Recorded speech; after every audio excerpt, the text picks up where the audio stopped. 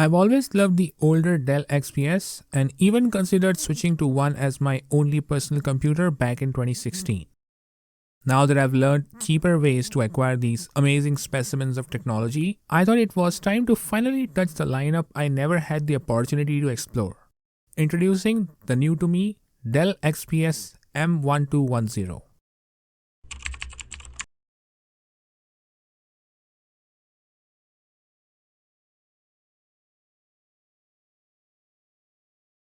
So what about ThinkPads then, you'd ask? I still prefer ThinkPads for my primary computing needs, as I've had what I'd call a life's worth of learning with my ThinkPads and Linux in the last couple of years. Now that I mentioned ThinkPads and Linux, how about a short history lesson? To say the least, my introduction to ThinkPads wasn't the best. The first one was a T480 from work, which I was disappointed with for more than a few reasons. And then I picked up an X1 Extreme Gen 3, which, don't get me wrong, is an amazing machine. But I bought it to primarily run Linux, and it turned out not to be the best ThinkPad for such a use case. I may not be an expert, but apart from display scaling on that gorgeous 4K OLED screen, that machine turned out to be one of the most nitpicky ThinkPads I've ever run Linux on. As I started exploring and eventually got addicted to using pre-owned ThinkPads, I realized other ThinkPads were better suited for Linux, and I ended up going a little too far. I developed weird associations in my mind, such as I started to confuse several different things as the same. I related eBay with ThinkPads, ThinkPads with Linux, and somewhat Reddit with Linux on ThinkPads because of r/ThinkPad. Alright, with that out of the way, let me give you the long answer to why I'm stepping out of ThinkPads at this point. So now, I realized I had sufficient knowledge about Linux that I could finally revisit the problems I had with other makes from my pre-ThinkPad years and put my Linux knowledge to the test. In case it didn't go well, the worst that could happen would be that I would end up appreciating ThinkPads even more for their compatibility with Linux. Besides, the ThinkPads aren't going anywhere, they're just making new friends. So the question is, how long these new friends stay? But then why start with Dells, you'd ask? It turns out my first ever personal notebook computer was a 2010 Dell Studio 1558, back when I used to be a huge Dell fan. I used to drool about older XPS designs and Alienware notebooks, knowing that I would never be able to afford machines like that. After my Dell Studio died, I could not financially afford to replace it with a similar machine and ended up using a cheap Lenovo G series notebook that I wasn't really fond of. I loved the Dell Latitude notebooks I received at work, and I even ended up suggesting Dell as a brand to my friends who used to reach out to me for recommendations on a good personal notebook computer. I considered a Dell XPS as my next computer, but ended up with an Apple computer that kept me over at Mac OS for 4 years. By the way, I'm glad to have used an Apple computer as my only computer for 4 years, as that was full of learning as well. In 2020, when I finally returned from Mac OS to Linux, I started over with a pretty old Dell Precision T3600 workstation desktop I picked off eBay, which remains my most used machine today. I was even on the fence between the X1 Extreme and a Dell XPS during that purchase, so that says a lot about how much I've liked Dell as a brand. After working with 41 ThinkPads in 4 years, excluding the 2 at work, I decided to give Dell the love they deserve, and yes, not the newer ones, but the models from the time when Dell used to be cool. So now the machines you may see in my videos would finally be more than just black in color. So with all that out of the way, let's finally have a look at my first Dell after all these years, the Dell XPS M1210. The machine is thicker and heavier than I expected when I first learned about it. There are paint wear-offs all around the chassis, but otherwise the machine is holding up well for its age. After a quick inspection of the body, I could only find 2 broken elements. The wireless slider switch was partially broken, and the battery had a crack near the back. Oh, that rhymes so well. Let's start with what we have around the machine. Starting from the ports, we have a pair of USB ports on either side of the notebook. For video, we have an S-Video that I've never had on a machine, and a VGA, which sounds about right for that time. For network, we have a modem port, a full-size Ethernet port, and this tiny and apparently delicate Wi-Fi switch right below the air vents. For data, we have an optical drive above a 5-in-1 card reader on the right-hand side of the notebook. All that leaves us with are the express card slot, a FireWire port, a Kensington lock, and the charging port. I'd say that's a lot for a 12-inch notebook. Just as you approach to open the cover, you see these 7 multimedia keys that are illuminated, by the way, and this 360-degree rotating camera near which you have a pretty convenient outdent to open the lid. The placement of these media buttons felt weird, and yes, a webcam of this kind was my first ever. I do not imagine why I'd need something like that in a notebook. Probably adjust the angle of the camera without moving the screen. On opening the lid, you see an old style Dell keyboard with a tiny trackpad with 2 dedicated buttons. There are status LEDs at the top right of the keyboard and these 2 keys around the power button, which we'll talk about in a moment. The screen bezels are okay for that time, I guess, and there are 2 front-firing stereo speakers below the WXGA TrueLife TFT screen. Man, do I have memories with this logo. The hinge is pretty sturdy as well. We'll talk about the bottom of the machine during the restoration process. Now, this machine had already been set up by the seller, and here was my first experience with it. On pressing the power button, the machine started up pretty quickly, more so for an Intel Core to do a machine from 2006 with only 2 GB of RAM. Within seconds, I was automatically logged into Windows XP, soon to be welcomed by Windows Messenger window. Everything after that point was pure nostalgia, with frequent pop sounds from several pop-ups from the notification tray. It certainly reminded me of my Windows days. I even got to see something I had never seen before, which is Wi-Fi on Windows XP. It turns out back during the Windows XP days, all that we had at home was an assembled desktop computer, so there was no way I could have ever seen a machine equipped with Wi-Fi, that too running Windows XP.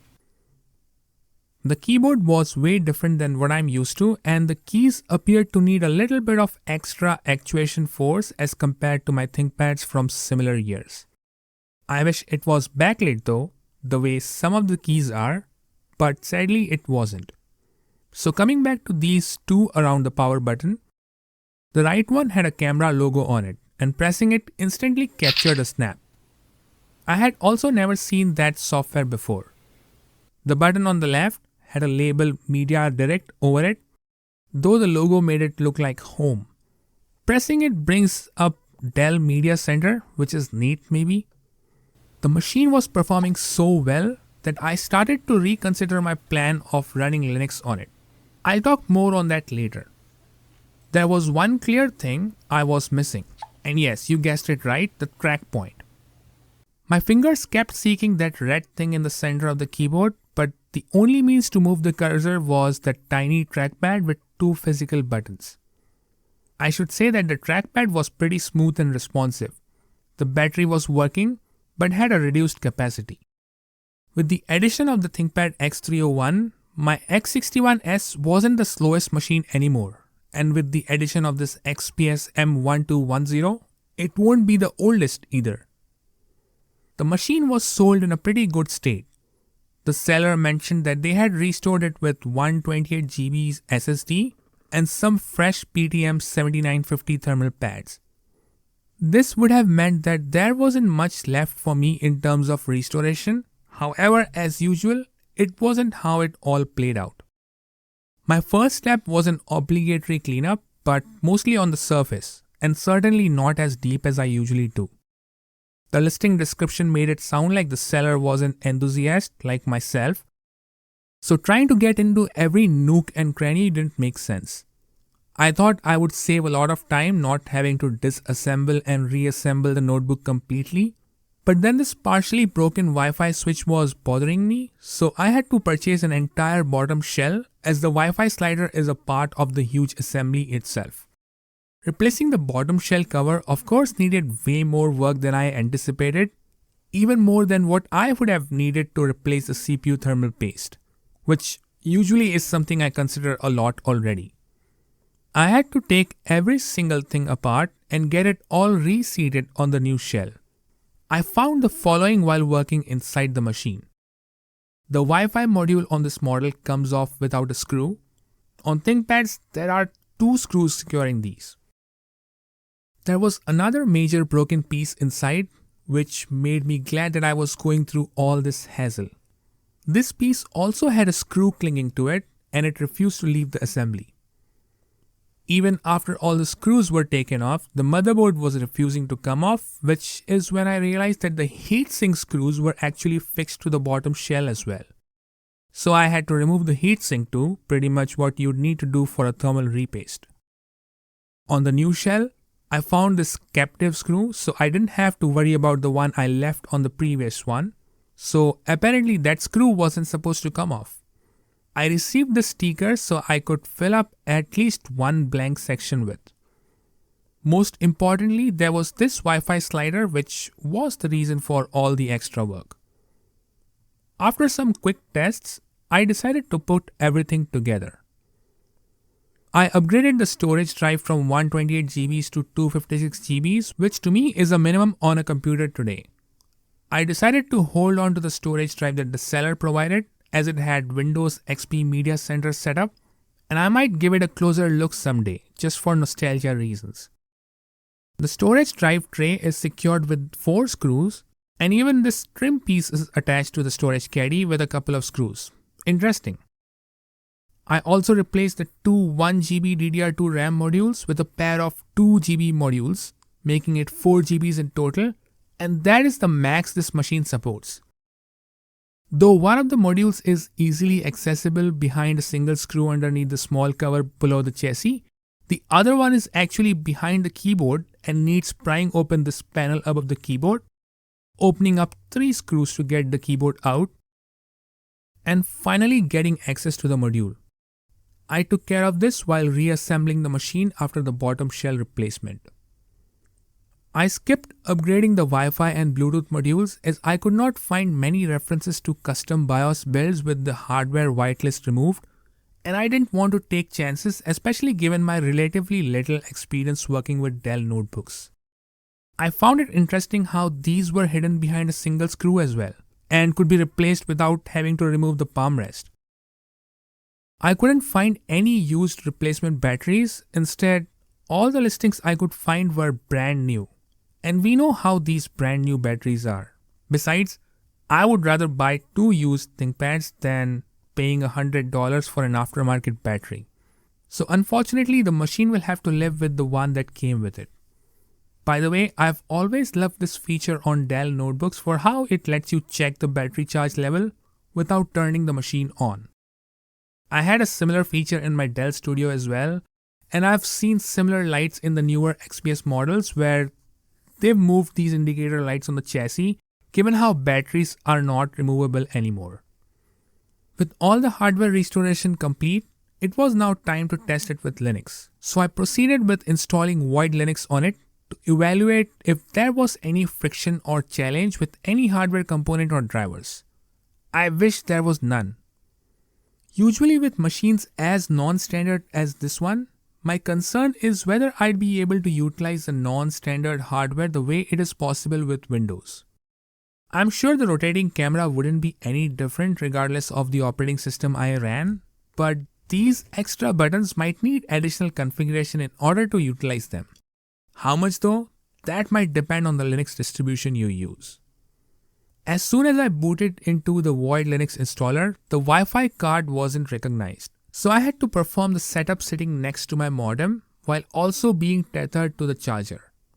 Once I was connected to the network using the Ethernet cable, I proceeded with the setup as usual. However, after rebooting into the newly installed system, I still wasn't able to use the Wi-Fi module. I tried looking for help over the web, but couldn't find any, so switched over to one of the mainstream Linux distributions and my favorite one, Zorin OS. I could have gone with Fedora or SUSE, but as I was looking for the most software support, Debian or Ubuntu base is always the answer. If you disagree, I'm open to discussions in the comments. At first, the Zorin OS setup couldn't identify the Wi-Fi card either, but I proceeded with the setup through Ethernet just to see if things changed once it downloaded additional drivers during the installation. During the setup, just as planned, I made sure to opt in for installing additional drivers. As it specifically mentioned Wi-Fi drivers, I had my hopes up, proceeded with the rest of the installation, which is usually pretty much automated, and waited for it to complete. Once the setup was complete and the system rebooted, Wi-Fi was working with no issues. I could finally step away from the internet modem. Also, these media keys simply worked out of the box. I mean, it had to work. After all, there must have been a reason why Dell used to ship some of their machines with Ubuntu as the official Linux distribution. I tried running a few older and appropriate titles on Steam, but all I'd say is that I wasn't impressed, not that I thought I would be. So overall, there were no other troubles with Linux, but I would rather let this one stay original, so I put the storage drive I received with this machine back, in turn reverting it all back to Windows XP. So now is the time for some comparison with you know what kind of machines. I let the X61 go, and I've been told it'll be in good hands running the jankiest builds of Gentoo humankind has witnessed. So the closest thing for a comparison I have is my X61S. The Dell XPS M1210 is heavier, but does come with a lot of things the ThinkPad doesn't have. The screen is way better than the terrible TN panel on the X61S, maybe because it's glossy. It has more ports and status LEDs, a set of dedicated media buttons, a pair of stereo speakers, and even an on-board optical drive. The ThinkPad X61S, on the other hand, has a cover latch, way slimmer screen bezels, and the legendary track point. Adding the Ultra base dock, it gets even better with those additional ports along with the optical drive, and yet manages to barely cross that weight. Even at that point, there's one thing the X61S misses, which is a webcam, let alone a rotating one.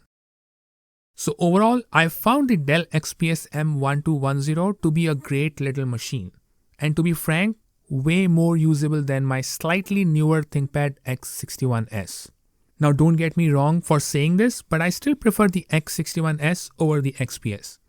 I mean, I'm sure there's an audience for this kind of a product, but that's probably not me. I think after spending these last couple of years working solely with ThinkPads, I may have gone too far in that direction and gotten used to those black notebooks that all look the same. This entire series of episodes with this machine also reminded me how much I have become attached to the track point, something that I didn't even use on my first couple of ThinkPads. It grew on me very gradually, ending up becoming something that I find very hard to live without on a notebook. As it goes with the XPS, there probably isn't a single example of these in such a great condition, especially with the kind of love and treatment it received from the last owner and myself, let alone for a cheaper price. That's all I have for this video, and thanks for watching it to the end. May the maker watch over you. See you in the next video.